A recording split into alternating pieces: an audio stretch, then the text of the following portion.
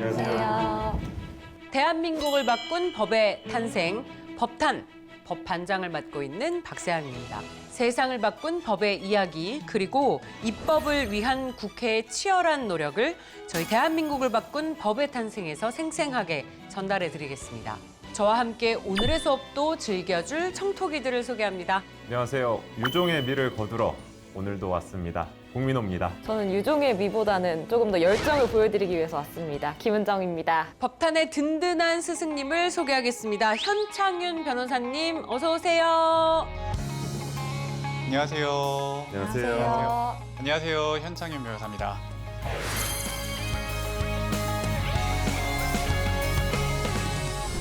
오늘은 어떤 법인가요? 오늘은요, 이 100원짜리 동전에 저희 오늘 주제에 팁이 있습니다. 자, 여러분, 이 100원짜리 동전으로 어떤 걸 할 수 있을까요? 저는 붕어빵 계산할 때 거스름돈 맞추려고 뭐? 100원짜리 들고 다녀요. 진짜요? 네. 약간 동전 마술 뭐 이런 거에 쓸 수 있지 않을까요, 요새? 100원 가지고 뭐 살 건 없을 것 같고 뭐 동전 마술 막 이런. 마술? 네. 어... 그런 거밖에 없을 것 같아요. 동전 마술. 아니, 저는 그 긁는 거 있잖아요. 뭔가 복권 긁기라던가 예전에 과자 사면 긁어서 상품 당첨 이런 거 과자 하나 더 주고 이런 거 있었잖아요. 그거밖에 생각이 안 나요. 요즘에 진짜 100원짜리 동전 하나 가지고 할 수 있는 게 많이 없죠. 정말 그 신기한 답변들이 많이 나왔지만 모두 답은 아니에요. 예. 근데 놀랍게도 이 100원으로 택시를 탈 수 있다고 하면 믿겠습니까? 정말 얘기 들어보신 적이 있을까요? 한 번도 없어요. 오, 그 100원 택시가 얼마 전에 뉴스 난 적이 있어요. 시골 마을에서 100원으로 택시를 탈 수 있게 해줬다는 뉴스가 있었습니다. 그거예요? 맞습니다. 자, 교통이 취약한 지역 주민들이 단돈 100원만 내고 택시를 이용하게 할 수 있는 제도가 있는데요. 이 100원 택시는요, 이 중앙정부가 아니라 지방자치단체의 조례를 통해서 만든 제도입니다. 자, 여기서 바로 오늘의 주제가 나오는데요. 바로 풀뿌리 민주주의를 실현하는 지방자치 제도, 주민이 주인이 되는 법, 지방자치법입니다. 바로 민주주의의 근간이 되는 이 풀뿌리. 풀뿌리가 뭘 뜻하는지 아세요? 저는 풀뿌리가 어쨌든 근성 있게 땅에 박혀 있는 걸 이제 의미한다고 생각해서 민주주의를 저희가 힘들게 이룩했잖아요, 이렇게. 그런 거를 이제 근성 있게 지켜내야 된다라는 뜻에서 풀뿌리를 쓰지 않았을까? 저도 뭔가 풀뿌리 뭔가 시작하는 느낌, 근원 이런 느낌이라서 지역 주민들 아닐까요? 오, 두 분의 의견을 합치면 답이 되는 것 같죠. 가장 최소 단위인 지역 주민을 뜻하는 거 맞습니다. 풀뿌리는 우리 국민호 씨 말처럼 나무 성장에 필요한 가장 근본적인 뿌리잖아요. 이 뿌리가 튼튼해야 몸통인 중앙정부도 튼튼하게 성장할 수가 있습니다. 그리고 또 풀뿌리는 서로 끈끈하게 엉켜 있잖아요. 이 주민들이 힘을 합쳐서 민주주의를 이룩한다라는 뜻에서 풀뿌리 민주주의가 나왔습니다. 그러니까 두 분이 정답을 맞추셨어요. 그렇죠? 맞습니다. 정확합니다. 이 지방자치는 이 풀뿌리 민주주의 정신을 바탕으로 주민들이 직접 지역 행정에 참여해서 지역 발전을 도모하자라는 의미를 지니고 있어요. 그럼 이 지방자치 제도가 언제부터 생겼을까요? 대한민국 수립이 시작한 거를 대한민국 임시정부부터 본다면 그때부터 있지 않았을까요? 그것도 틀린 얘기는 아닌데요. 우리 역사상 지방자치는 정말 아주 오래전부터 있었습니다. 바로 고려시대, 고려시대 때부터 이 지방자치가 있었는데요. 수도인 개성을 중앙 권력에 위치하고 지방을 5도로 분할해서 지방사가 다스리게 했어요. 여러분 본관 아시죠? 본관. 본관이라는 게 조상들이 살던 지방을 일컫는데 그때만 해도 나는 연주현 씨야 라고 하면서 자신의 지역에 대한 프라이드가 굉장히 강했습니다. 맞아. 이게 조선시대까지 이어지는데요. 이때는 지역을 8도로 분할해서 각 지역에서는 자치규약인 향약을 만들어서 자치적으로 지역 문제를 해결했습니다. 이렇듯 고려시대, 조선시대에는 꽤 수준 높은 지방자치제도를 시행했던 거죠. 그러네요. 현대사회 이전에 고려시대, 조선시대까지 거슬러 올라가니까 그때 훨씬 지방자치, 지방분권이 더 잘 이루어졌구나.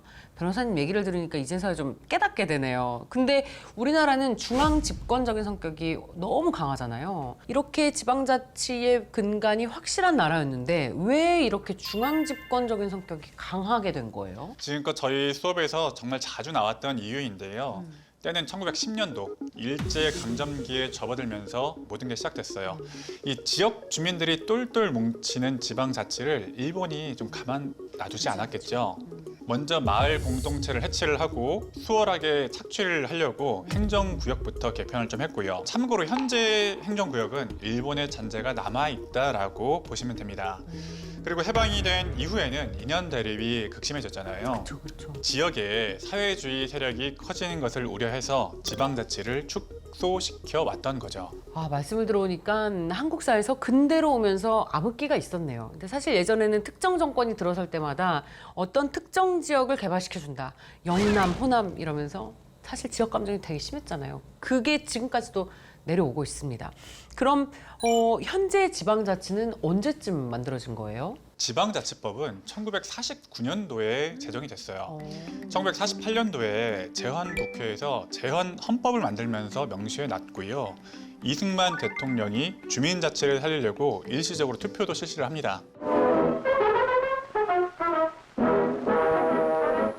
5월 8일 서울에서는 지방자치법에 의한 245개 동의 공장을 선고하는 투표가 시도했습니다. 이날 대통령 각하께서도 부인을 동반하시고 하하동 투표소에 왕림하시어서 혼수 투표를 하시고 그래서 1952년도에 대한민국 최초의 지방선거가 실시가 됐고요. 시의원, 읍의원, 면의원까지 다 뽑았지만 얼마 가지 못하고 막을 내리게 됩니다. 어떤 일이 생겼던 걸까요? 힌트는 1961년도에 있습니다. 아, 그 1961년에 5.16 군사정변이 있었잖아요. 이게 독재 정권이 들어서면서 좀 없어진 건가요? 맞습니다. 박정희 대통령은 지방자치제는 다양한 문제를 야기시킨다라고 선언하면서 지방자치 제도 자체를 전면 폐지시킵니다. 또 박 대통령은 지방자치제 문제에 언급하면서 지방재원이 미소한 시현 시점에서는 시기상조라고 말했습니다. 이로써 지방자치제도는 긴 암흑기에 접어드는데요. 그러다가 1987년 민주화 운동이 많은 것을 바꿔놨습니다. 드디어 16년 만에 국민이 직접 대통령을 선출하게 된 거죠. 마침내 6월 10일 서울을 중심으로 대대적인 민주화 항쟁의 불길이 전국으로 확산돼 나갔습니다.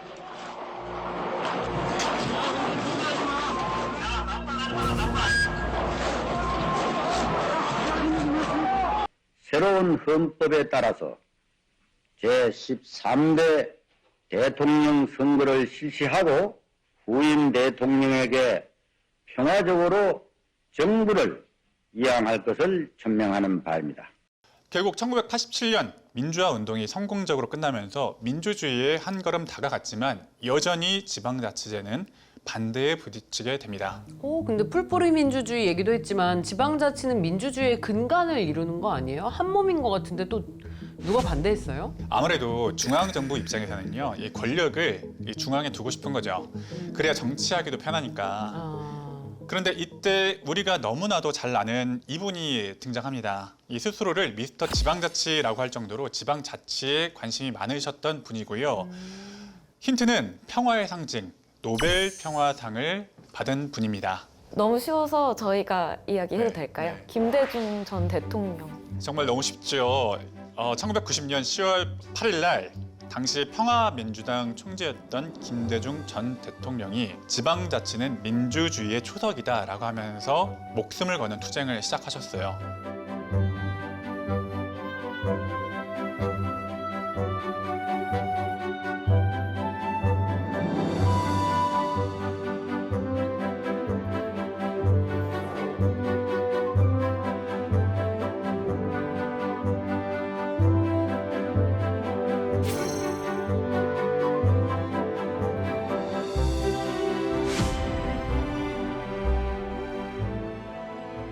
안녕하세요.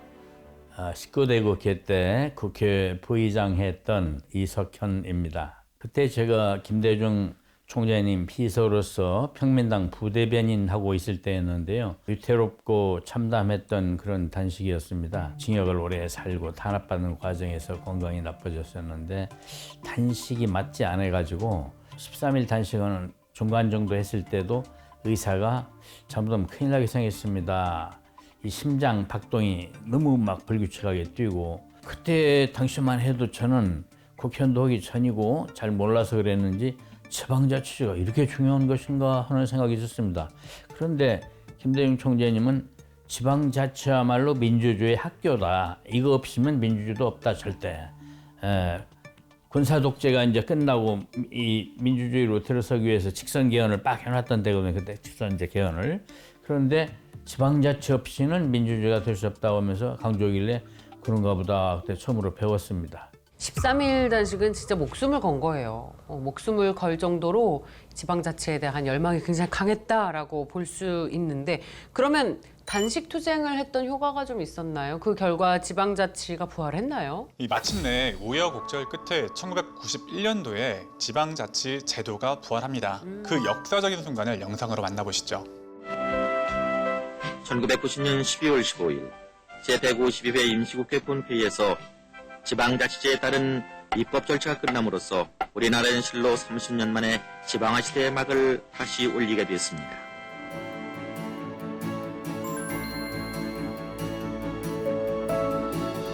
경기도 안양시 의회의원 선거에 입후보한 38명이 안양시청 강당에 모여 공명선거 다짐대표를 가져 화제를 모으기도 했습니다.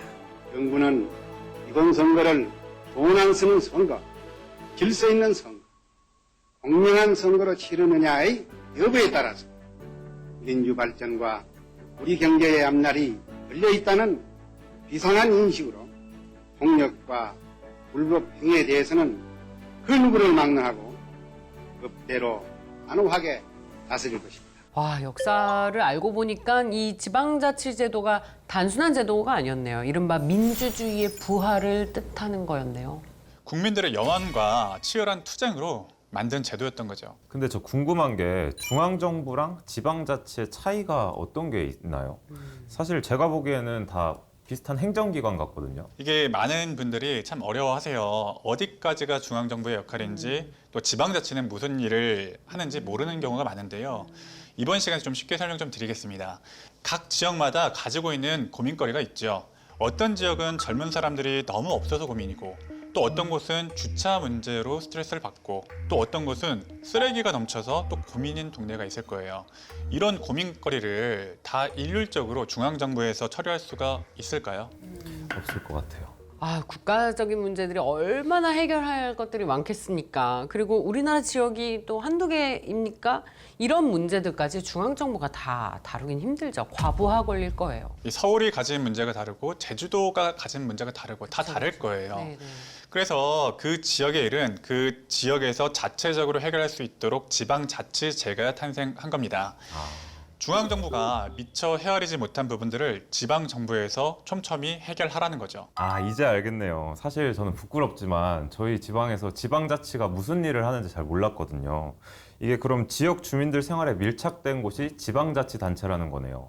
바로 그겁니다. 이 지방자치제를 쉽게 얘기하면 중앙정부의 구성과 닮은 꼴이라고 보시면 되세요. 중앙정부가 법을 만드는 국회와 나랏일을 하는 정부기관으로 나뉘어져 있잖아요. 이 지방자치도 마찬가지로 지방의 법을 만드는 지방의회와 직접 사무를 처리하는 행정기관으로 나누어지거든요.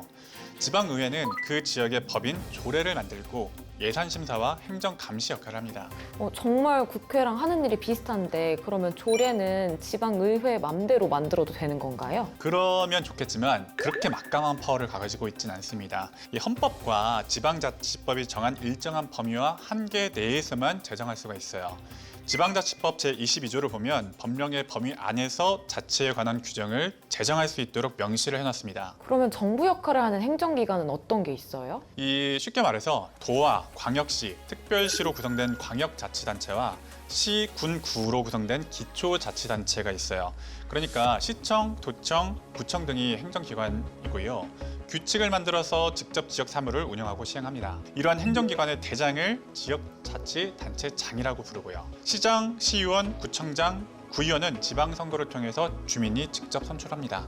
이제 구조가 그려지시겠죠. 근데 요새는 좀 안 그런 것 같긴 한데 요새는 모르겠지만 예전에는 지방선거 때마다 후보자와 그 지역 토착 세력, 이른바 지주라고 해야 되나요? 예, 그런 사람들과의 불법적인 유착관계와 비리 사건이 종종 터졌잖아요. 꽤나 많았습니다.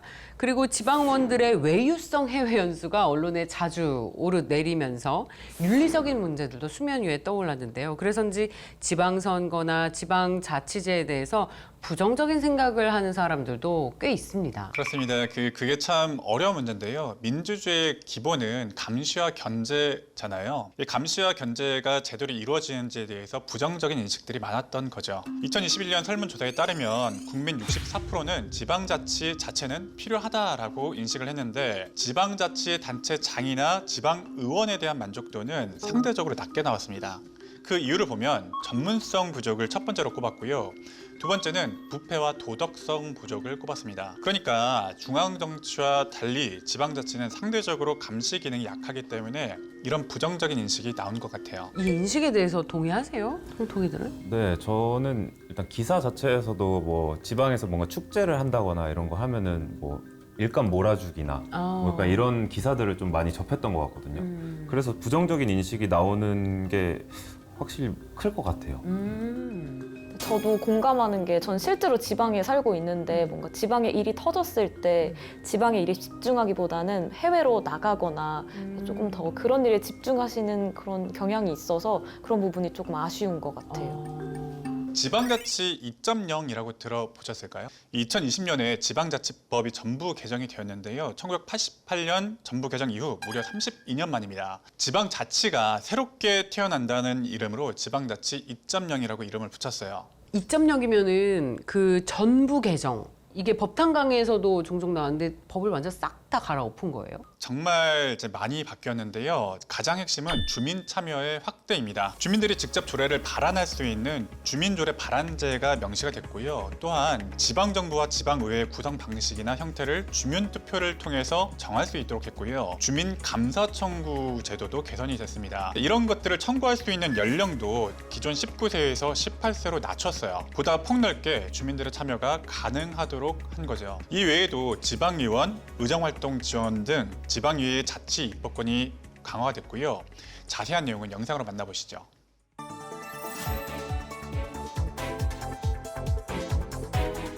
지방자치법을 전면 개정함으로써 새로운 시대에 걸맞는 혁신적인 지방자치를 통해 새로운 대한민국을 만들어 나가고자 합니다.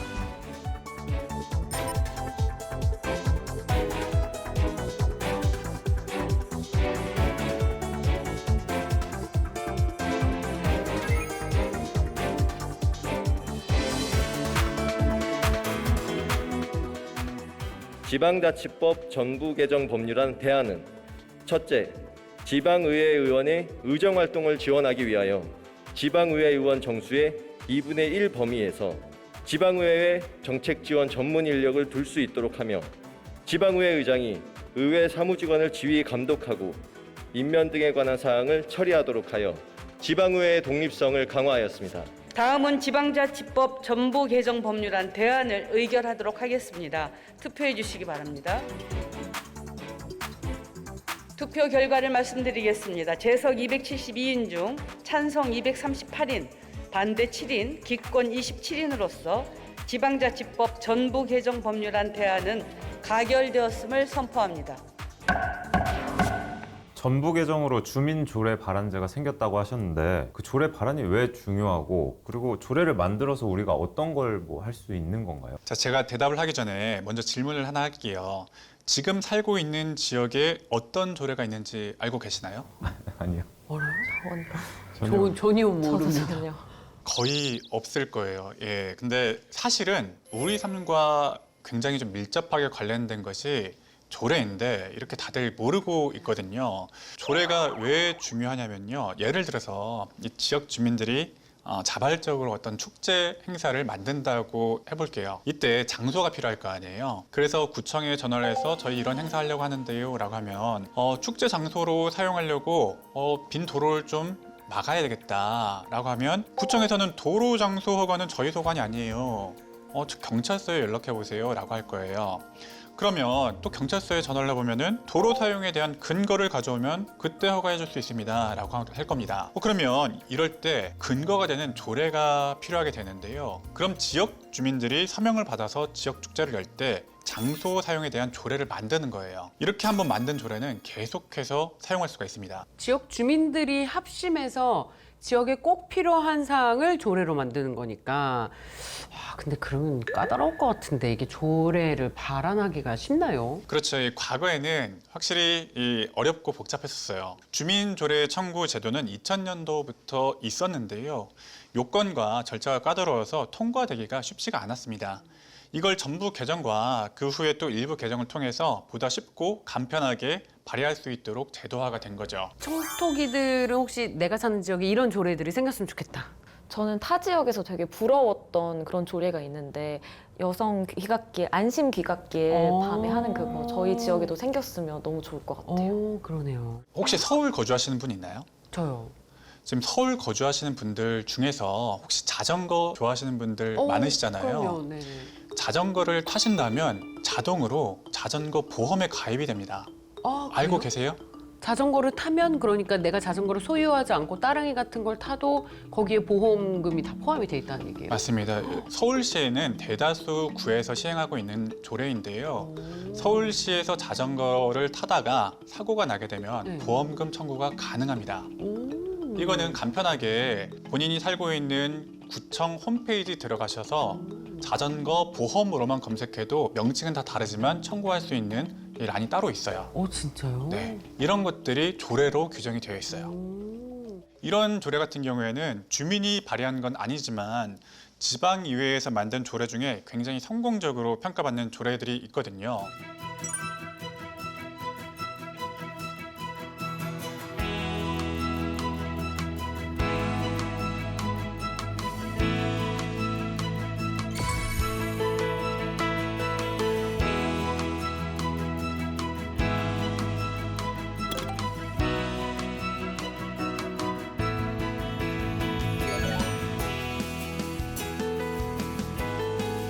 민생 현장에서 시민들을 만나고 돌아오는 길에 제가 개인적으로 좋아하는 포장마차에서 어묵꼬치와 떡볶이를 이제 주변 분들과 이렇게 나누는 자리에서 어묵꼬치의 막대기를 재사용하는 것을 제 눈으로 실제 목격을 하게 되었습니다. 제가 이제 다음날 의회에 출근해서 검토를 해보니 법의 기준에서는 어묵꼬치 막대가 재사용이 가능했습니다. 하지만 이제 일반 시민분들 입장에서는 저처럼 일회용으로 오인하고 계시는 분들이 많으실 것 같아서 관련 조례를 검토하게 되었습니다. 사실 지방의 가장 궁극적인 문제는 다른 것도 아니고 지방 소멸의 문제잖아요. 지방에 사람이 너무 살지 않습니다. 이런 경우에는 지방자치가 어떤 도움이 될 수 있는 게 있을까요? 지금이 지방소멸 위기의 시대라고 하는데요. 이게 정말 어려운 문제인데 한 가지 돌파구가 있습니다. 바로 주민자치회. 이 주민자치회는 이 주민 스스로 조직을 결성해서 지역 개발 사업을 발굴하고 추진하는 데 참여할 수 있도록 한 거예요. 강원도 고한늪 주민자치회가 사라진 청년들을 다시 불러오고 있다고 합니다. 이 마을에 폐 탄광촌이 있었거든요. 이 마을 전체를 호텔로 사용하자는 아이디어를 내서 이색 관광지로 급부상했습니다. 이로 인해서 도시에 청년들이 다시 들어오면서 마을에 활력을 불어넣고 있다고 하네요.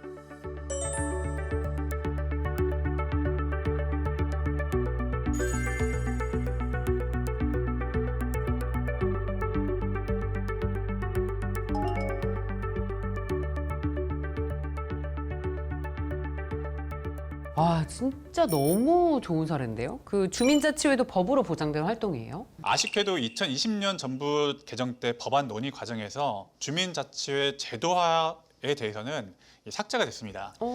그 후에 코로나를 겪으면서 주민자치회의 필요성을 다시 한번 깨닫고 의원들이 꾸준히 지방자치법 개정안을 내고 있는데요. 국회의 노력을 함께 보시죠.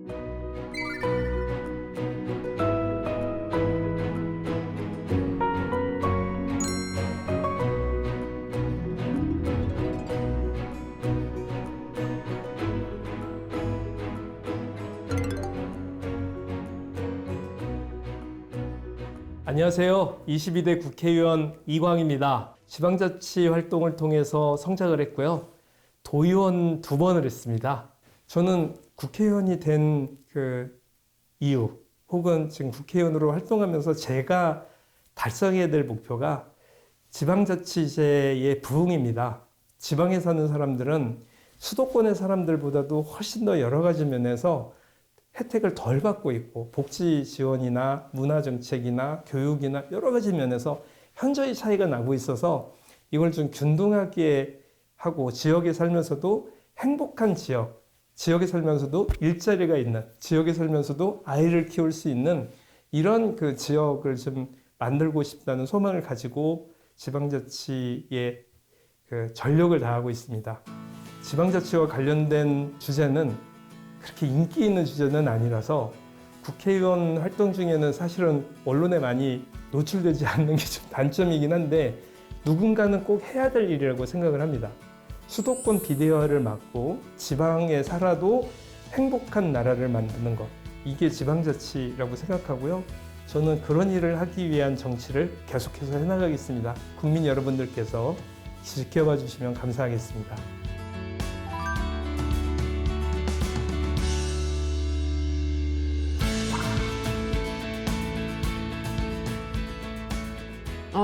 진정한 풀뿌리 민주주의를 이룩하기 위해서는 이 주민자치회 법제화가 꼭 필요할 것 같은데 이게 통과가 될까요? 이번 개정안의 핵심은 주민자치회를 법으로 인정하는 공식 자치기구로 만드는 거예요. 그렇게 되면 행정적, 재정적 지원이 뒷받침되는 거죠. 이 개정안은 이제 본회의 통과만을 남겨두고 있는 상태입니다. 이 주민자치회 법제화가 코앞으로 다가온 거죠. 자, 오늘 수업 다들 어땠어요? 저는 지방에 제가 되게 오래 살았는데 지방인으로서 이렇게 법 활동이 활발하게 이루어지고 있다는 거를 제가 몰랐거든요. 되게 부끄럽기도 한데 앞으로 주민자치 활동이나 이런 것도 많이 참여해보겠다는 다짐을 하게 됐습니다. 그 지역에 필요한 조례가 뭔지 가장 잘 아시는 분들은 그 지역 주민들일 거예요. 이런 주민들의 니즈를 충족시킬 수 있는 조례들이 많이 발의되고 원활하게 좀 활발하게 활성화 됐으면 좋겠습니다. 인도의 위대한 지도자 마하트마 간지는 이렇게 이야기했습니다. 마을 자치는 진정한 민주주의의 기초이다 라고요. 민주주의는 국가 차원뿐만 아니라 마을 단위에서 실현이 될 때 진정한 힘을 발휘한다는 뜻이죠. 주민이 주인이 되는 오늘의 법, 지방자치법입니다. 보이지 않는 곳에서 대한민국의 법을 수호하며 국민의 삶을 위해 노력하는 국회가 함께하기에 가능했던 순간들의 기록. 대한민국을 바꾼 법의 탄생. 모두의 내일이 달라질 때까지 법의 길로 전진!